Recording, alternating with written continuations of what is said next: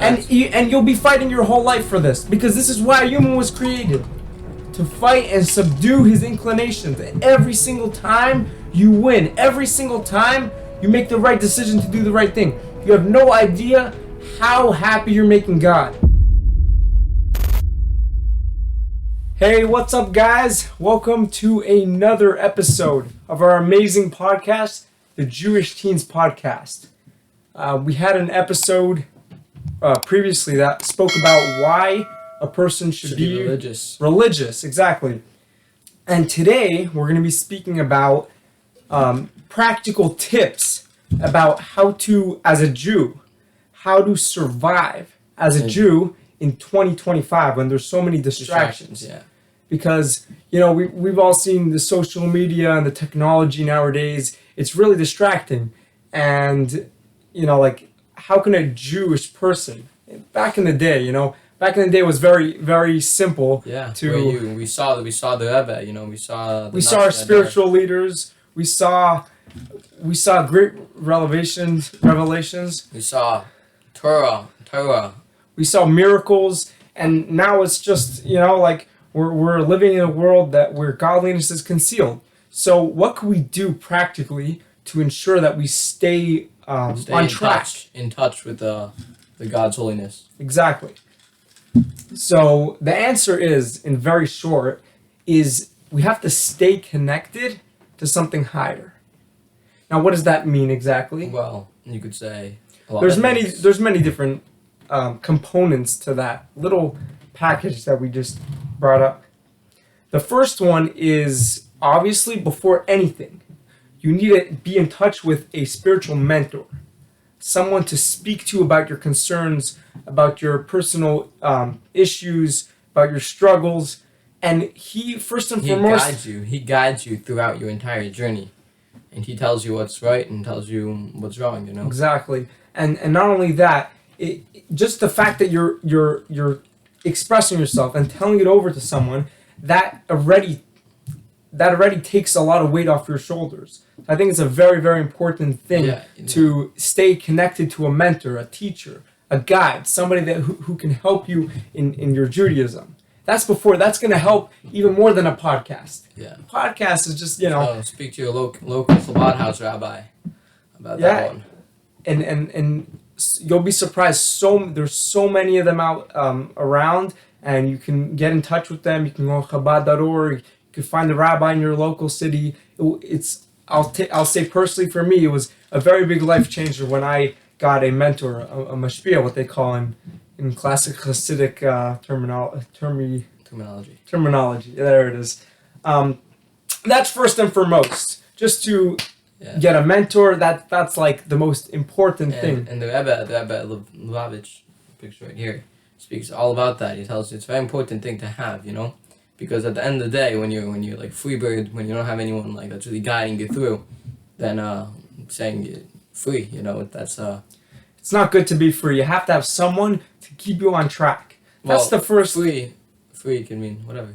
Yeah. So that's the first thing that's the first tip to stay connected and how to survive as a Jew. Yeah, just a couple examples to bring down. You could bring about why must be so important. Let's say, for example, you're using too much time on your phone or whatever it is. Then too much time on the phone. A perfect person to talk to. I don't know. It could be the smallest thing to the biggest thing. Any issue that you have, you always speak to him and you pour out your heart. To guide you, exactly. That's it. The second tip that we're going to speak about is not to be stuck down into things that might disconnect us from God. Nowadays we have many distractions. Yeah, we're here in social media. 2025 is very 2025, big now. Social media, technology, things that can disconnect us from God through sins and other things like that. But if we want to properly be connected and survive as a Jew, we have to try to the best of our ability, try very hard to stay away from these types of things, because again, it disconnects us from our God in heaven. Yeah, our Father in heaven. It's hard to learn. Hard to do anything, think about anything when your entire life is based off the next ring you're going to get on your phone. Yeah, and it's like in examples brought is like someone that's in mud. He's thick down in mud. He can't start soaring high until he first gets himself out of the mud. So if you're have some sort of struggle with technology or any of that, definitely first you should, and not only that, it's not only that you should get yourself out. The way to get out of these things, of these bad things, is to strive for something higher. That's exactly how you get out. By speaking to a mentor, by connecting to God. That's exactly how and we're going to speak more about the struggles of a person's daily life. But that's the second point that we said. Definitely, to the best of your ability, use the tools that you have through Torah and mitzvahs to first remove yourself from these things that might hold us back from growing and striving in our Jewish connection to God. The third thing is, of course, like we spoke about it last time, if you want to survive as a Jew in 2025, we have to stay, as we said before, we have to stay connected. Practically speaking, how do we do so? Through the Torah and the mitzvahs. Yeah, and especially connecting yourself to a Rebbe. That's the most important part. The Rebbe is the Rosh B'nai Yisrael. He's the head of all the Yidden. The head Nasi. Of all the Jews. He's the Nasi. Now, there's Moses. Every single generation has a Moses. And Moses was the leader of the entire Jewish people. And what he does is, because God to us can seem very, very abstract and non-relatable. It speaks about Moses it says that what is Moses' job? What is the Moshe of every generation? What's his job? And it says there's Ein Sof, which is the God's light in Hebrew. Just God, regular and God. There's God, right? And then there's us. We're these very finite people, which we're going to speak about that soon. About what finite people. Why did God specifically pick finite physical people? But so we're low and God's so over here. How can he connect? And that's really where the Rebbe comes in. The Rebbe is your direct pipeline from Ein Sof, from God's essence, infinite light, to us. And he makes it in a way that's practical and relatable to our day-to-day life. That's why it's so important to connect ourselves with the Rebbe, the Rosh B'nai Yisrael, the head of all B'nai Yisrael, because this is what connects us to it. This is practical tools, more down to earth, that we can connect ourselves to God. Yeah. And back to what we were saying before about staying connected through Torah and mitzvahs, and especially with a Rebbe, through Torah and mitzvahs and through our work every single day. That's how we stay connected. So a person wants to know, how do I do things? How do I stay connected during 2025? The answer is, you have to stay connected through the teachings of Chassidus, which teaches us how to be a Jew. And that brings us right to another point. What's the goal? How to keep connected to the goal. When you have your eyes on the goal, the very famous analogy with the tightroper, right? Tightroper is walking straight. He finished. He did his entire massive tightrope. They asked him, how do you do it? And he says, very simple. I keep my eyes on the prize. Exactly. Keep my eyes on the end of that rope. That's how you do it. And stay we'll speak focused. About that goal soon. But I think it's very important to remember that you have to stay connected through Torah and mitzvahs, and especially through your mentor, your guide, your Rebbe, and that's definitely, again, bringing these 3 points together. I don't think point 3 is an independent point. I think it's more bringing our points together, speaking about how to stay connected. We have to, how to survive, literally, as a Jew. We have to be observant and make sure to connect with our local rabbi, which will connect us with because even a rabbi may be sometimes too abstract for us. Well, the rabbi spoke about having mashpia more practically. Right, and a mashpia, a mentor can connect us to the Rebbe, who can connect us to God. So it's a perfect line. Yeah, but the mentor's job isn't not necessarily to connect. It's more like to help you, guide you. Yeah, it's like a guide. It's a mentor. And that brings us to the fourth point. As human beings, we're not perfect. God didn't make us perfect. God made us with our own package. Each of us with our own struggles, our challenges. Yeah, it's like we just asked before a few minutes ago. Like, why did God want such a physical thing? Physical people. Everybody makes mistakes. Why would God want such a physical? The fourth point we're going to be speaking about, that leads us to the fourth point. We're not created perfect. None of us are perfect. We're all created with our own challenges, our own struggles, our own package, so to speak, with our personalities and everything related to that. And and as a human being, it can be very, very hard to struggle to do the right thing. And sometimes we fail. We do the wrong thing. And what happens? We feel pushed down. And we feel bad about it. We feel bad that we did the wrong thing. And what happens after that?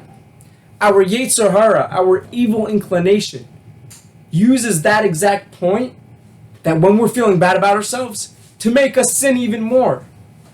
So definitely a very important point that we're speaking about over here is if you fail, it's okay, you're just human, right? We're not gonna start giving how you're gonna go to Gehenna, you're gonna go to purgatory. We're gonna tell you over here is a very practical tip to succeed as a Jew. You have to remember you're only human. Humans make mistakes. Yeah. Humans make mistakes, and it's okay if you fail once. You try again, and you try again. And you'll be fighting your whole life for this, because this is why a human was created. To fight and subdue his inclinations. And every single time you win. Every single time you make the right decision to do the right thing. You have no idea how happy you're making God. And how much the whole effect that it causes up on up high. It's crazy. And the Alter Rebbe says in Tanya, Ulain lekach nivra. Maybe this is why you were created. To subdue and to control your inclinations and connect to godliness. So yes, it's hard. Yes, we have struggles. And yes, it can be very hard at some times. To the point where it even burns us out. We have to remember this is our goal. And the practical tips for fighting this war, to ensure that we stay connected, or we stay on focus, on track, just make sure we're doing the right thing, is connecting with a Rebbe, connecting with someone who can connect us with Hashem, and ultimately doing the right thing that shall lead to practical action. So that's the point. The point is that we have to connect, and we have to make sure we have the tools to overcome our daily grind, and that's really the purpose of man, of a Jew, to help his surroundings, to affect others and help them, and to bring Mashiach, bring Mashiach where ultimately the entire world will be filled with God's knowledge, and will be filled with the revealed God, not the concealed, the revealed perception of godliness, not our worldly perception where we don't see God. Let's talk very practical. Let's say someone's going through their life, right, and then they fail, right? People aren't looking at it like that, People aren't looking at, well, if I fail once. So practical tips about failing that I'm saying everybody sees in their own life. When they fail, they get down, right? And that's exactly, you should have to have this in mind, that's exactly what the other side wants you to think. That's exactly what the Yetzer Hara, the evil inclination, wants you to think. He wants you to get down just so he can get you again. People, you could see this in yourself. People that are more tired or going through a harder time, they end up doing more sins. It's an actual dirty cycle of sins. And practically, what are you meant to do when you get into the cycle? You have to jump right back out of this rhythm of failing and feeling bad. Because feeling bad itself, Al-Deb speaks about this in Tanya, feeling bad itself is also the issue. When you feel bad, you're only doing yourself worse. Ivdu as Hashem b'simcha. You have to serve God with happiness. And the times you need to make a proper account of where you're holding, it's not during your daily grind when you're trying to fight the inclination, and all of a sudden you get a thought, oh, how bad I am. That's not coming from a good place. If you want to make a proper cheshbon, if you want to make a proper account of where you're holding, leave that for times like before you go to bed at night in Kriya Shema. Whereas the Alter Rebbe says in Tanya, when you're anyways depressed, you should make a proper accounting, but not during your daily grind. That's just going to push you down more. This is what we need to remember. That when we feel bad, guilt is something that can be very paralyzing and very destructive. It's effective only in the correct time, in the correct place. But definitely not during our daily grind. And God should bless us with the power and the ability to fight off our inclination and affect others in a positive way with the coming of Mashiach speedily in our days. Amen.